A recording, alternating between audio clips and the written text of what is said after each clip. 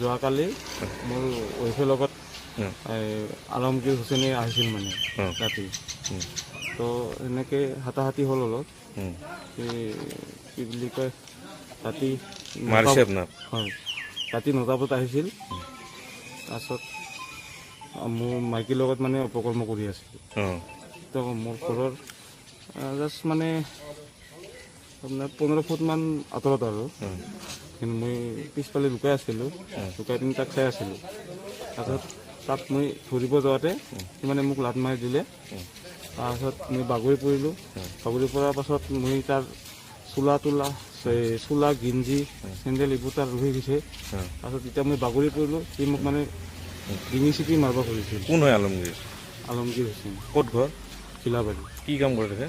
নাই, JGMৰ ঠিকাদাৰ কৰে। আচ্ছা, PHCDত কাম কৰে? PHCD ঠিকাদাৰ? হয় হয়।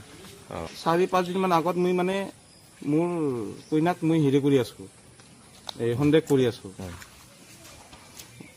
পৰহি ৰাতি মই টোপনি যোৱা ভাবি ধৰি মানে সি ভিডিঅ' কল কৰি থাকে আৰু অশ্লীল ভিডিঅ'। মই মানে টোপনি যোৱা ভাবি মই তথাপি একো কোৱা নাই। মোক মানে উচিত হাতী লুটি যেতিয়া পাম তেতিয়াহে মই যেনিবা ধৰিম আৰু।